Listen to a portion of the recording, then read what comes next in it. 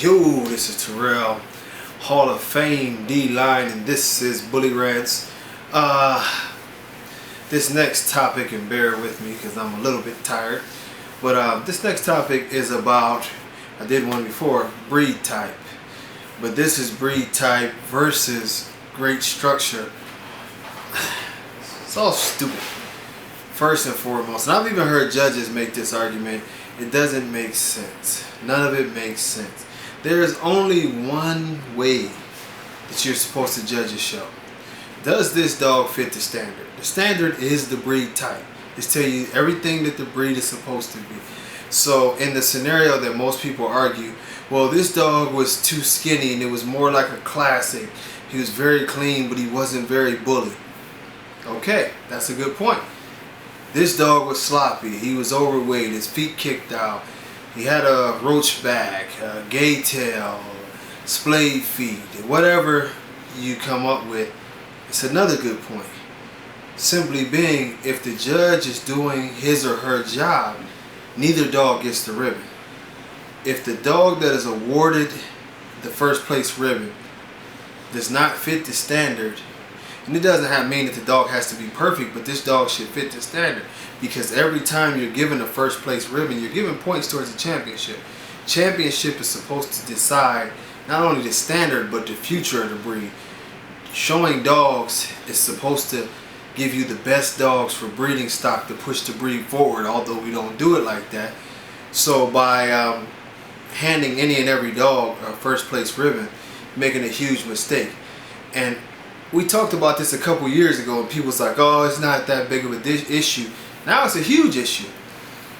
And one of the reasons being is because the judges correct behavior.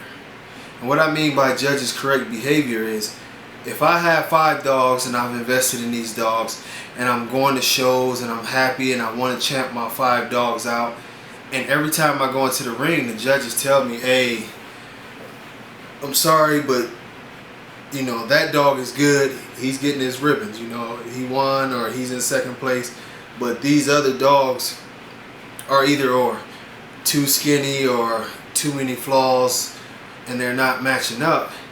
They're forcing my hand. In order for me to go forward, if I want to be a part of this show community, I have to step my dogs up. I either have to breed and make better dogs, or I have to go out and buy other dogs. But either way, I'm going to have to rise to the occasion to be a part of the breed.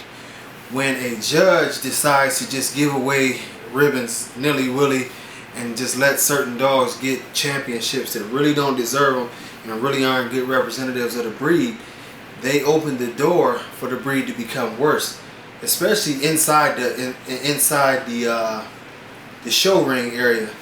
And not even that, but it gives other breeders confidence. People who have dogs look up to these breeders, look up to these judges, and they might have just bought a puppy that has several flaws that probably should be a pet home dog, but now that they see a pet quality dog getting a ribbon, they believe that their dog is more than what it is.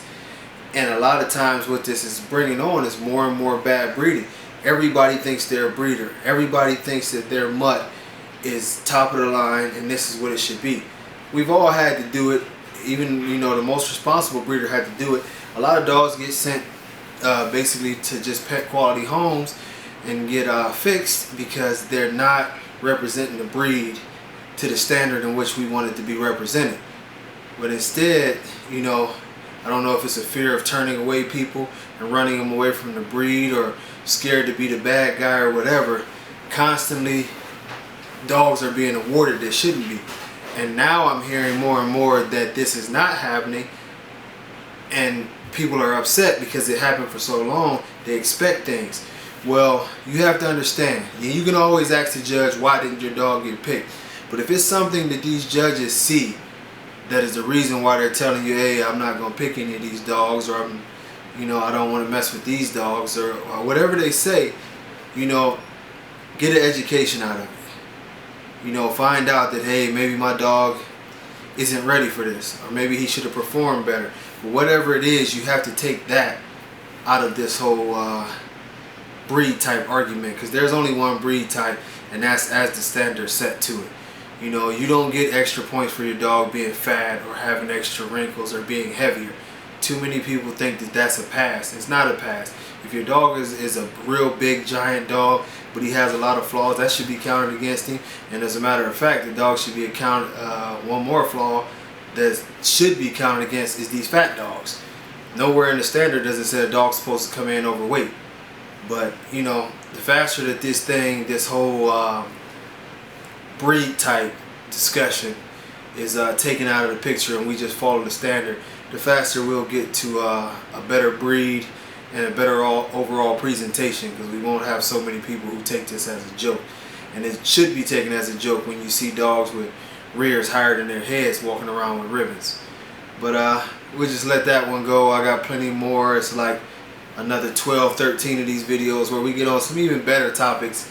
But it was fun just to get back started. Talk to you on the next one. Peace.